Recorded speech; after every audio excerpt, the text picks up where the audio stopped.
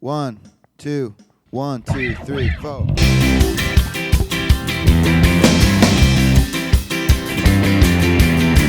Hey everybody, it's Sam Jacobs. Welcome to the Sales Hacker Podcast.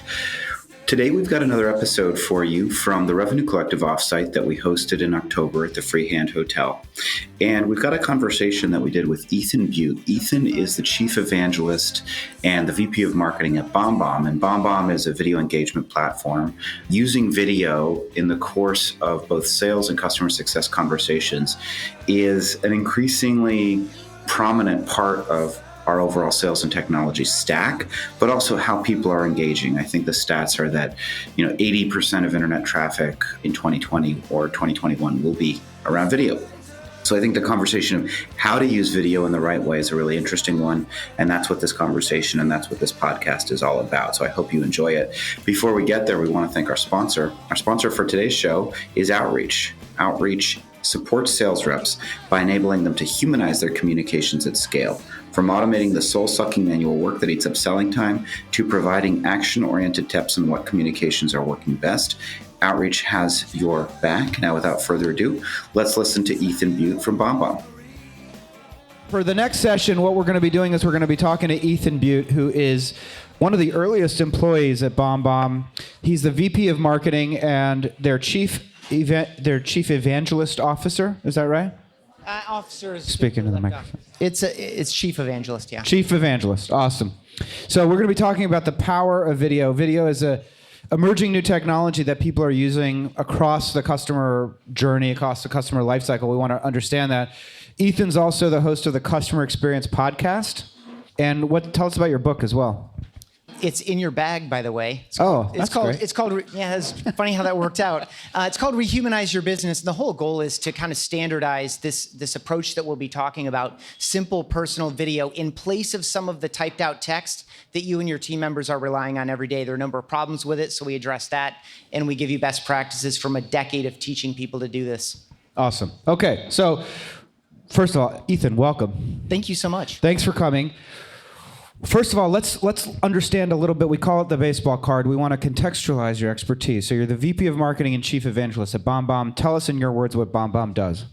We make it really easy for you and your team members to get face-to-face with more people more often through simple personal videos. It allows you to communicate more clearly, build human connection, and ultimately convert at a higher rate. And that conversion could be a micro-conversion like a returned phone call or a reply to the email, or it could of course be a macro conversion like a signed contract or commitment. So before we dive into the discussion about video, let's learn a little bit about you. What's your background? How'd you get into this? Yeah, I unexpectedly came up through broadcast television. So I ran marketing and promotion inside local television stations in Grand Rapids, Michigan, Chicago, Illinois, and where I live now, Colorado Springs, Colorado. And so when I moved out to Colorado to join the NBC station there, I met... Were you on air? I was not on air, no. You should have been on air. Thank you. I'll tell you, any comfort I have on camera or on a stage came A, exclusively through practice, and B, through a lot of practice. I've sent about 9,500 videos from my desk and other places just to communicate in a simpler way. And so you just get more and more comfortable with it. The skills you learn by using video are highly transferable. Wow. Okay. And how long have you been at BombBomb? 8 years full-time, and I was working with the two co-founders for about a year and a half prior to that. So television is a relatively dumb product. It's not that interesting after you've done it for some period of time.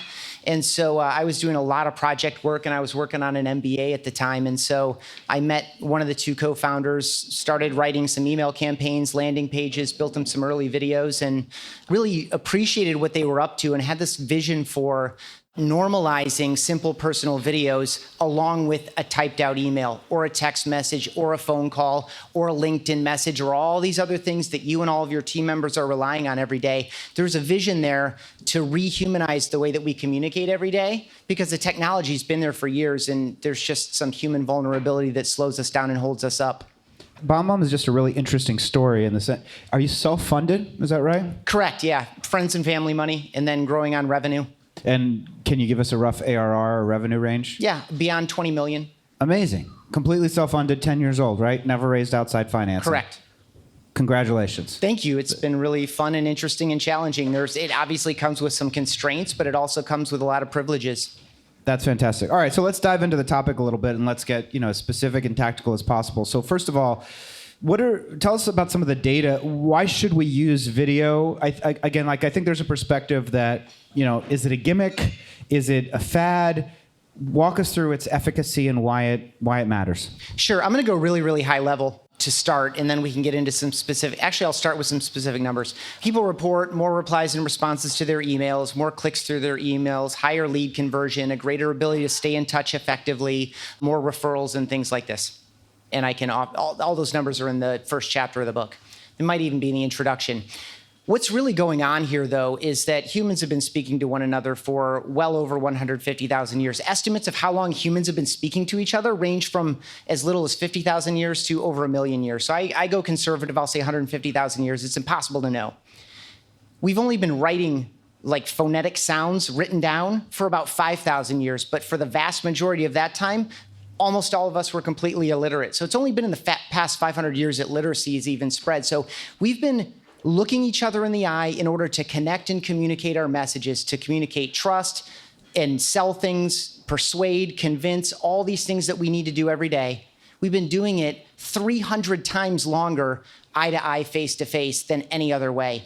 And so this idea that we're spending the vast majority of our time leaving faceless voicemails and sending plain typed out text that doesn't differentiate us, it doesn't build rapport, it doesn't communicate nearly as well as if we could just look you in the eye. If I typed you a thank you email, hey, thanks so much, it was great to meet you, you might say, oh, that's nice. But if I look you in the eye and say, thank you so much for your time, I really enjoyed the conversation, you reminded me of this, this, and this, and I want to follow up on that other thing. It's just a different experience when you look someone in the eye. It's how we connect and communicate best. Okay, cool. I'm persuaded on that. Okay. So if we wanted to, all right, a couple more questions because it sort of sounds interesting. What should we use it for? Let's say, okay, we believe you that we need to incorporate video into some kind of outward-facing messaging. What does that mean? Where do we start? Is it a tool that we buy for our sales development team to generate initial meetings? Absolutely. So initial meetings is a great go-to. So anywhere that you have some kind of a cadence of, again, voicemails, phone calls, hopefully demos or appointments, emails, text messages, LinkedIn requests, LinkedIn messaging, et cetera. As you look at all of that, you're going to find spots that it would benefit to be more clear in the communication, to build a little face-to-face, right? Like why not get face-to-face earlier and more often than that appointment that you're overworking to get? And so do you recommend it as first touch, like the first email we send to a new prospect? It can work, but it needs to be relevant. It's just like anything. If you're going cold into an account or going cold into someone's inbox, there's no magic there. You have to have the right message for the right person. It needs to be highly relevant. Video is not going to magically give you these things that don't exist. What they're going to help you do is get the right stuff faster, because people are going to feel like they know you. There's a sense of social reciprocity and obligation. You're going to be able to let them know that you've actually done the work, right? When you slug their company name or slug their title or slug a default line about the industry that they're in, it doesn't, even if it's not a slug and you actually typed those things or your team members did, it's not the same thing as looking them in the eye and speaking extemporaneously on that and letting them know you truly see them, truly understand them, speculate or actually know what some of their problems or challenges might be and really want to create an opportunity to talk. I think a first touch is a great way because again, I joined the company about 10 years ago. I thought this would move a hell of a lot faster. And here we are in basically 2020. And I've seen a number that says 25% of outbound teams are using video. I don't even believe it. I talked with a couple people last night, like I've never received a video email is what they told me. And the same thing, the publisher of the book, it got published by Wiley, who's just over the river in Hoboken. And the guy that greenlighted the project on this panel of 12 people that were reviewing all the editorial options they had, do we want to get behind Ethan and Steve's book or all these other ones in front of them? None of them had received a video email. So this is, you're going to differentiate yourself just by acting differently, period. And ultimately, you are your own best differentiator. You are uniquely qualified to be yourself. No one is more uniquely qualified. And I don't care what you sell, whether you're selling, come join my team because your number one job is to recruit and retain and build talent. People are saying yes to you. When they say yes, they're saying yes to who you are, to the trust, rapport, relationship you've built. They're saying yes to the confidence that you've built in them for your vision for how to solve their problems and move them forward. And so I don't care what you do, you're a big part of the yes when it comes. Okay. So first touch is one place. Now, Good one. Yeah, sorry. We're at First Touch. First Touch is a great place. As soon as you set an appointment, sending an appointment reminder. This could be canned, but I always like it personal. Thank you so much for your time on the phone. Really looking forward to our appointment. If you do it canned, then it's all the details are down below. If it's not canned, then I'm so looking forward to seeing you on Zoom Thursday at 4 o'clock your time. I'm doing a lot of prep work in advance. If you have any questions in the meantime, let me know, right? So that's cool. That's a good one. And there's some of the pilot work that we've done with a variety of companies show that it increases show rates. There's just a higher level of commitment there. And then on the backside of the appointment is where the real money is, because now you know them better and you can go back and readdress any of the objections that came up. Go back and push the happy button that you discovered in that demo or that appointment, where you know what excites them, you know what concerns them, you know what they really need to move forward and all these other things. So following up afterward, especially if you're in a competitive situation, you don't necessarily know where you're presenting. Am I first in this order of the 3 companies they're evaluating, second, third, whatever? This allows you to have that last talk. In addition, on the Sales Hacker podcast, there have been conversations about getting past the gatekeeper. Thank you. Yeah, it's great. And if you're I love to meet my fans. Yeah, here we are. Here we are. When you send these videos in, especially in an after appointment thing where you can remind them of all the great opportunity, the positive things you heard, the things that lit them up, addressing the concerns that they have, not only are you letting them know that they've been seen and heard and understood, which is all any human being wants. I don't care if you're a type A out there or you're an alpha, you are desperate for admiration, attention, approval, just being seen and accepted and continued to be welcomed into the tribe. I don't care who you are, you need that at a deep fundamental human level for your own satisfaction and existence. And at this point, if you're in this room, all your basic needs are far beyond met. That's the one that remains in addition to our own self-mastery. But you're allowing them to be seen and heard, but in addition, you're giving them a piece of communication that they can easily forward to anyone else that's in the mix on the decision.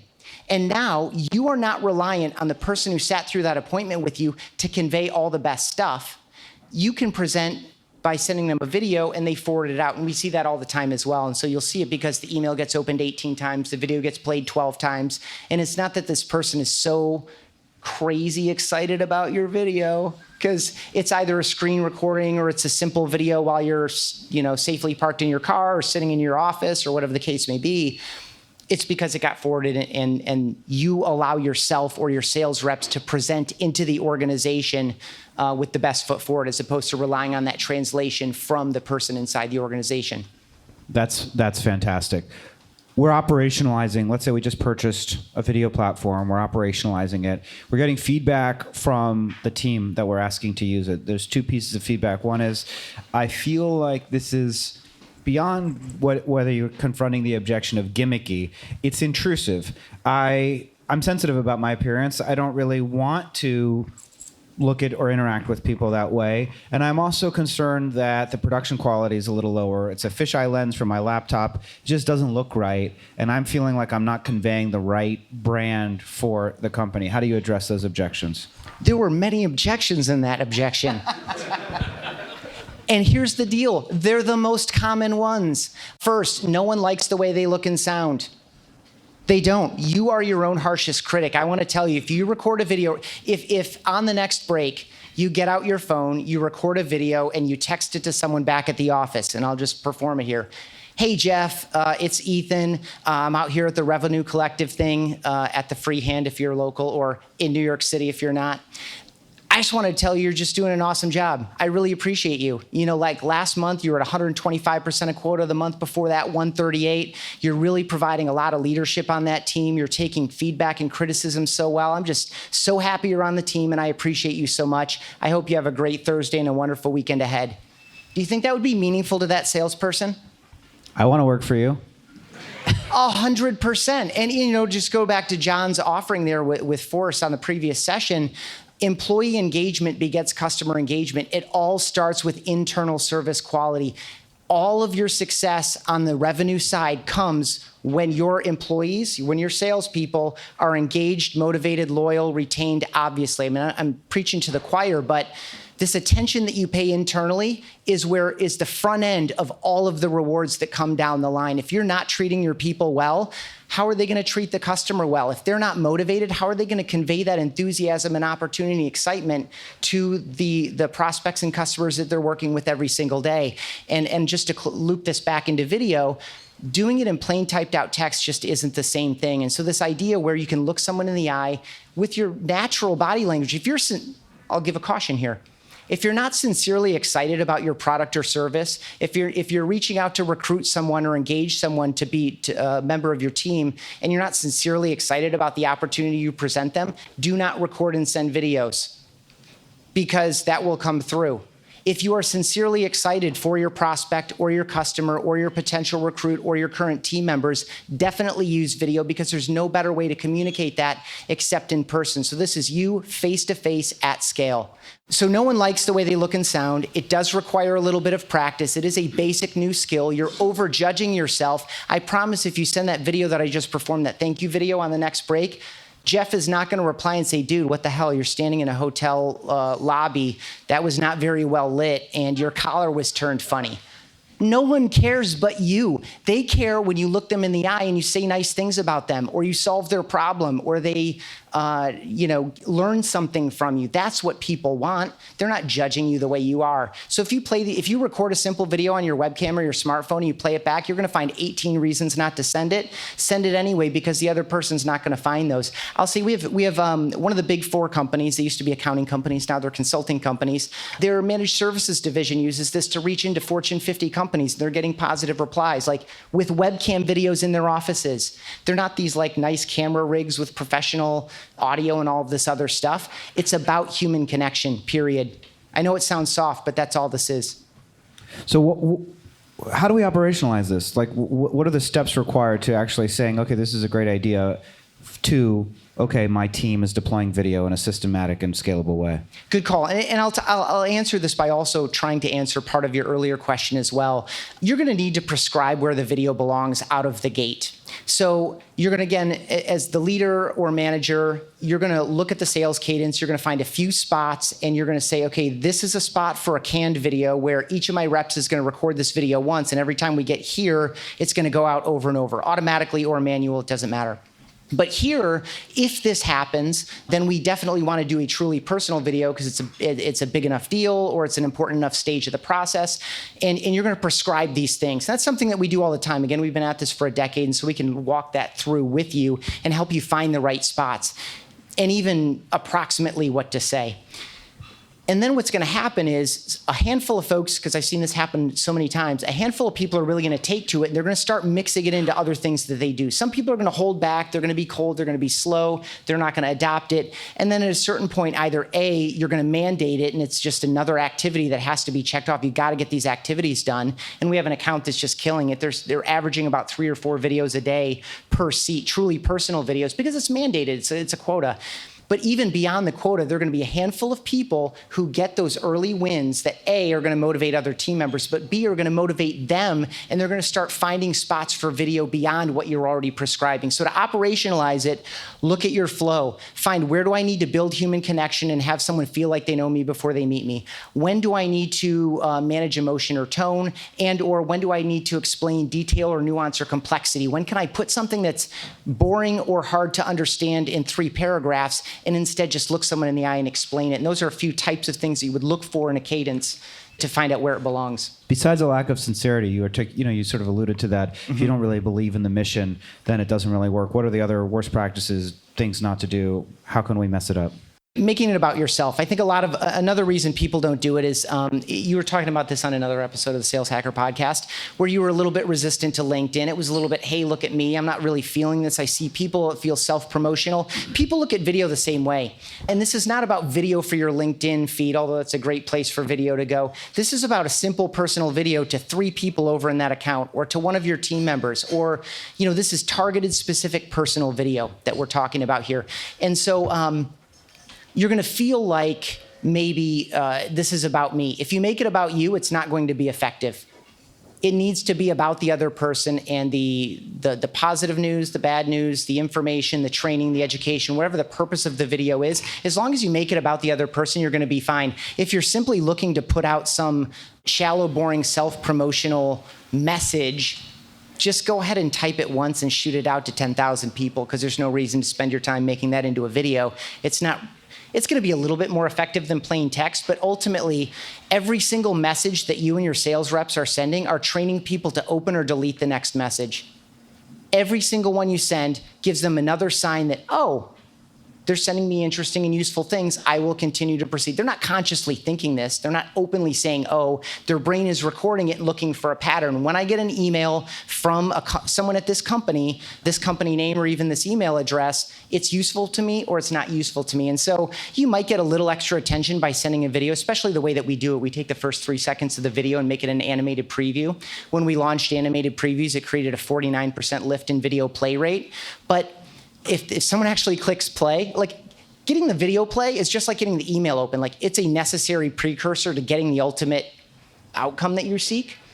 But if someone opens the email and there's a discrepancy between the subject line that got them to open and the contents, or someone clicks play and it's shallow and self-promotional, you're training them never to watch a video again. So I would say as long as it's value-based, it's specific, it's targeted, it's intentional. Another easy way to your operational question, thank you is a great place to start. Start your Thursday with a Thank You Thursday habit and come into the office 10 minutes early. In 10 minutes, you can send 5 to 10 videos to prospects, customers, employees, peers, whoever, people in your network, folks in the Revenue Collective. Just reach out and say thanks. Hey, I dropped that message in Slack the other day. I know I thanked you there. I just want to take you another minute and let you know that I followed up on that advice. It was super, super helpful. Man, I just really appreciate being in this group with you, and I hope you have an awesome Thursday. All right. I'd love to see that. Ethan, beyond video, I'm going to challenge you now. You wrote a book about rehumanization. So what are the other, and you're also the VP of marketing for BombBomb. So what are the other strategies beyond using video that you're using to demonstrate authenticity, humanity, originality, sincerity over the course of the customer experience when you're deploying new strategies and tactics into BombBomb? Yeah, I think a lot of it comes from what John presented earlier, which is who is the customer in this circumstance? What do they need? What do they want? What do we know about them? And as personal as you can make that. And so obviously we've shifted to a lot more outbounding over the past few years. We were over 90% inbound on all of our opportunities as recently as 4 years ago. And so in that shift, you just get as personal as you can. And empathy is the key. Who is this? Why would someone engage with me? I guess from a marketing standpoint, this is true of video and any other touch. Why should someone read this LinkedIn post? Why should someone play this video? Why should someone open this email? We can get clear on what's in it for them before you ever type a word or before you ever hit record. You're in a better position to win. I think from an organizational standpoint, a clear set of core values and a sense of purpose and a mission. For us, that's a clear set of core values, a broad statement about what we're trying to do in the world, which is rehumanize the planet by helping businesses rehumanize their communication. I think that also puts you in a position to have that alignment that's necessary for people to put the right stuff first. Our core values are relationships, fun, humility, flexibility, and service. And I think they're just basic qualities of a decent human being. When you hire to those and you manage to those and you fire by those if necessary, I think that also puts you in a position to be a more human organization, because when you look around at the people in your life, you'd maybe like them to be relationship oriented, have fun, operate in service, be humble, and be flexible. You're the VP of marketing, right? My title changed. Oh. You have a worldview. Man about the marketing team and trying to work alignment across sales and CS as well. Let's talk about alignment. So how do you drive alignment specifically with your sales and CS counterparts? For example, is your marketing organization, are you all incentivized, comped, or metriced on things like leads and MQLs, marketing qualified leads, pipeline generated, revenue? How does the marketing organization at BombBomb, how are you incentivized and rewarded? Yeah, we've got a foot in the old world and a foot in the new world. If you look at our KPI board now for the entire organization, half of it is new revenue, half of it is retained revenue, and then we break it down. So in a leadership meeting that Johnny and I attend, along with a variety of other people in the company, we're talking about kind of the high-level metrics, and we're doing that as a team, and then we break back out. We still pay attention to MQL, SQL, SAL. From a marketing standpoint, demo requests, like that's one of our number one jobs, is to give the BDR, SDR team opportunities to reach out to that aren't necessarily free trials. We offer a software service online that allows you to record and send videos from Gmail, Outlook, Salesforce, Outreach, our own web app, our own mobile apps, and a variety of other instances. And so we need to drive free trials. We need to drive demo requests. Is revenue or just overall organizational pipeline, qualified pipeline? No, not yet. We're not that well integrated. We're at the point where we're trying to create a process that's customer-based from first touch through renewal and expansion on the CS side. And so we're still figuring out where is the best handoff on if you do a deal that's, 50K ARR, when does the AE let go of that and turn it over exclusively to the CSM? What's your current answer to that question? I would defer to Johnny on that. It really depends on the relationship between the AE and the CSM, right? So a CSM is going to be involved at some point early on, but the full handoff at this point, we have a number of processes that need to be matured, and so there's no hard line there. It's in part dependent on the nature of the account, the nature of the relationship of the AE with the account, as well as the AE with the CSM, as well as the CSM with the account. There's kind of this soft flow there, and it's really case by case. Have you defined what percentage of pipeline or revenue marketing is expected to contribute to the sales organization? Is it that you're expected to contribute 100%? You're 100% influenced? How do you think about how much of revenue is responsible within the marketing organization? We're sufficiently immature at that point that revenue is exclusively in sales right now as a metric. Okay. And we take responsibility for the precursors to that. All of the precursors, though? Largely, some of the outbound stuff, of course, is still on the sales side, and so some of the revenue opportunity and some of the pipeline starts in sales and stays in sales, and we feed that sometimes with help, content, campaigns, et cetera, ads maybe. Cool. Last question, and then we can. I want to sort of figure out more that the pay it forward part of it, figuring out who your influences are, what books we should be reading, other than your book, of course, which is who do the SDRs or BDRs? Do you call them BDRs or SDRs? What do you call them? We have both. What is the difference? That's a really good question. Thank you. Yeah. I honestly, I can't tell you. It was BDR for a while, and then it was SDR and BDR. I think it depends on whether it's mid-market or SMB, or whether it's inbound or outbound. Who do they report to? They report to a BDR manager that rolls up to our VP of sales. Cool. Great information. All right. So, yeah. What were you going to say? Influences? Yeah, that's what I was going to ask. Okay. Contemporary people who you can connect with online and go see in person right now. On the marketing side, I really like Ann Handley. Her first book that she did with CC Chapman was called Content Rules. That was really important for me as I was transitioning out of writing, producing, and editing television spots and running teams of people doing the same into digital marketing, brand building online, social content, et cetera. But more importantly, Everybody Writes. I know I'm speaking about video and that your face is more valuable than a block of plain typed out text. But Ann Handley wrote Everybody Writes, and it's essentially the Rehumanize Your Business of writing. And I highly recommend it to everyone in this room and anyone else that has ever looked at something that one of your team members have typed up and sent, and you've really been embarrassed by it because it's so poorly written and there's misspellings that are not the fault of autocorrect and the punctuation sucks. This is a great book. It's fun to read and it's easy to read. Sangram Vajre, I don't know how many of you know him or follow him online, but he's at Terminus, kind of really leading that account-based marketing charge. And just both of those people, Ann Handley and Sangram Vajre, are both walk the talk, practice what you preach, like living what they teach, kind of people, and I really admire that. There's integrity in word and deed, and they've both been more than generous with their time with me for no reason except that I was interested and reached out to engage them. So I like both of them. Personally, I had a really good early mentor when I was in college who gave me an internship at the local Fox station in Grand Rapids, Michigan, where I grew up. Later hired me, then referred me to a job with Microsoft, then referred me to another job, and has just been a really good friend and mentor for a long time. Awesome. If folks are listening, watching, hearing, and want to reach out to you, are you okay with that? What's your preferred method of contact? I welcome contact by email. I'm Ethan, E-T-H-A-N, at BombBomb.com. I welcome any thoughts, feedback, questions. You can also hit me up on LinkedIn. It's just Ethan. Last name is Beute, B-E-U-T-E. I'm spending more time on LinkedIn than I was, say, 4 or 5 years ago. It is a very crowded space, but I think if you cultivate it well, it can still be fun and effective. Are you doing video on LinkedIn?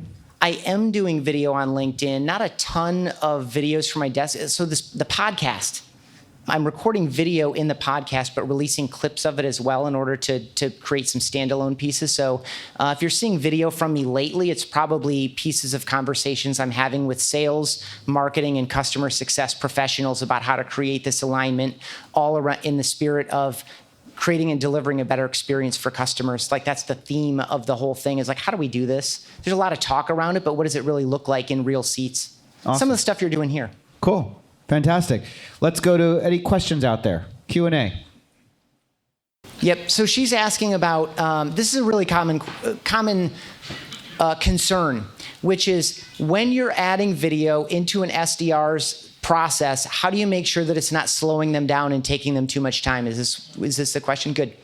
So again, some of these videos can be evergreen. Record it once, send it over and over again. It's as fast and easy as sending an email that's already been written. It's an email that has a little bit of text with the video. By the way, that's another pro tip. You don't send the video on its own. You need to use text along with the video. They complement each other. You give a line of text to support why the video should be played, what's in it for the person who received it, and then at least another line of text to drive the ultimate call to action that should be in the video as well. The text works together with the video. It should not be redundant. If it is redundant, there's no reason to watch the video. So some of these can be evergreen, right? Record it once, do it over and over again. The other benefit of picking these spots, either a trigger event, like when this happens, I send a video.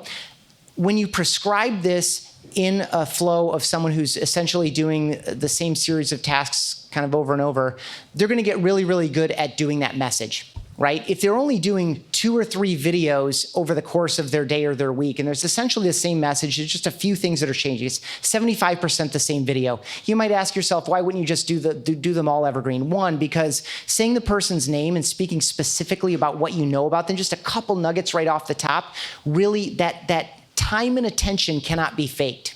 And so if someone's taking 45 seconds out of their day to add a truly personal video into an email that's otherwise already written, it's 45 seconds, right? So this is another theme that I hear all the time, is like, my activity count is down. I think there's a little bit of an over-worship of activity count and an underappreciation for what activities really matter and what are the activities good for, right? Activities are means to an end. Activities in and of themselves don't have any necessary or inherent value.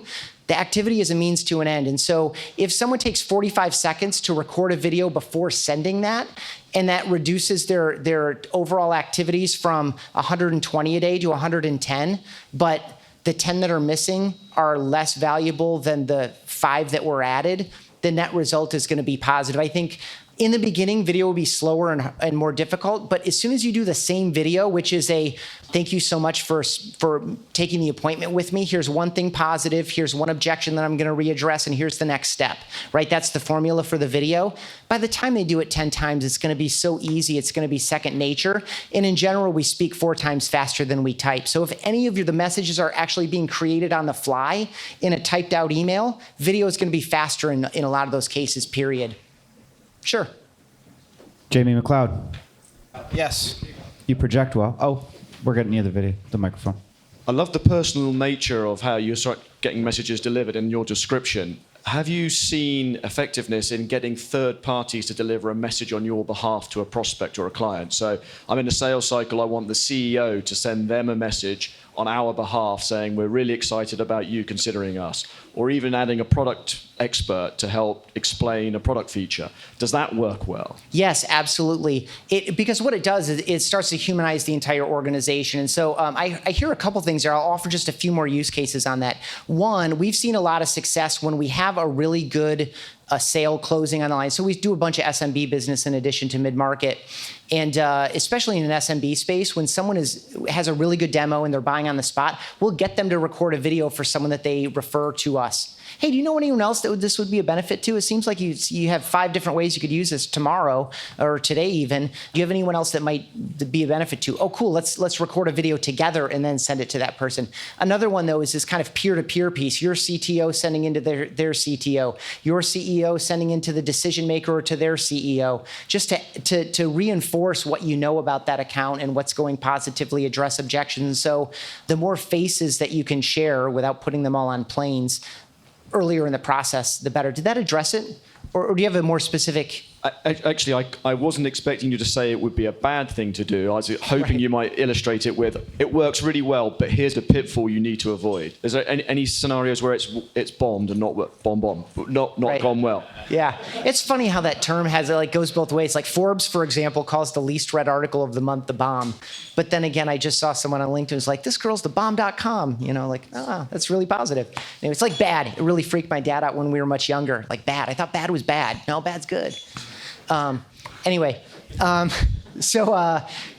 don't really have any cautions. I think as long as the executive knows who they're sending to, why they're sending it, and what the intention or value is desired on the other side. And these are some, by the way, it's not totally inappropriate to take someone who is adept at a camera and instead of having your executive sit at the webcam, if they're not comfortable doing that and they would prefer to have someone walk in with a nice camera and record a video, upload it in and send it on their behalf, that's totally fine too. I mean, there's some hands-off ways to use video platforms as well. I think it's actually a really, really smart touch because again, it allows, you cannot fake the time and attention of a one-to-one video, period. Even if it's 10 seconds, 30 seconds. You cannot fake that, and people feel that difference. And so when your executives can reach out peer-to-peer into these other organizations or to the decision maker and speak specifically to what they know about the account, it just shows a level of care and attention inside your organization that represents your company really, really well, even if it's just a simple handheld smartphone video. Last question. Can you speak a little bit about how your experience with that or the effectiveness or how your organization supports that? Yes, absolutely. We use Zoom all the time. Zoom, again, our whole goal is to have people feel like they know us, to be able to read in the case of Zoom, it takes it to another level. So what we've been talking about, what BombBomb does is make it super easy to record and send videos and then track the results to know who's opening, clicking, playing when, who, how often, etc. Zoom, of course, is live synchronous video. So what Zoom does is overcome the distance that keeps humans apart, right? So any two people anywhere in the world can get together face to face as long as they have an internet connection and a camera, which we all do. I have one in my pocket right now. You probably all do too. Some of you have them in your hands. So that overcomes distance. What we do is we help overcome time and distance. So the asynchronicity of these recorded messages, you can sit at your desk and pop out 5 thank you videos at the end of your day or the beginning of your day, in the middle of the day, whatever. And one person's going to open it up immediately and click play and experience you in person in that moment. Someone else is going to do it 5 minutes later, someone 5 hours later, someone maybe even 5 days later. So that asynchronicity gives them this across the table over coffee or lunch moment with you, whereas Zoom is, are you still good Thursday at 4? Oh, no, you're not. Okay, what does Friday at 10 look like? No, 10 your time. No, 10 my time, right? There's the synchronicity piece there. Zoom, though, I super highly recommend it. I do all my podcast recordings on Zoom because it's super helpful to see the other person and to have them see me, to feel the energy, to see when the other person's smiling, to feel like when there's maybe a break in the conversation, that little pause that allows you to ask that follow-up question, those kinds of things. And so I highly advocate for whether it's Zoom or another service. I think if you're doing online demos and appointments and not getting there physically in person, you should be doing that on video as well. And I will say there's a complementary component there where once your people are comfortable seeing and hearing themselves on these Zoom meetings, they're in a much better position to be comfortable in a recorded video as well, even though in the live moment, right? When you turn your camera on the first time, you're in that moment of judgment of yourself, that vulnerability, that fear, and all that stuff. But once the conversation gets going, you're not in your own head anymore. With the recorded video, there's a chance to stay in your own head a little bit until you get basically comfortable. I say the number is 10. Once you get 10 out the door, I guarantee you're going to get 2 replies back that let you know that this is a different and better way to work. There's research in the book about that it's also a more personally satisfying way to work. So you'll be more fulfilled in the process and you'll feel closer to the people that you're sending videos to, which really makes all of this even more worth it than whatever your exit's going to be. Thank you, Ethan. Let's give Ethan a round of applause.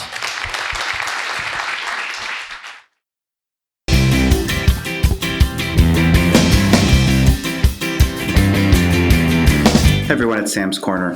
Hope you liked that interview from the Revenue Collective offsite that we hosted last fall with Ethan Beute.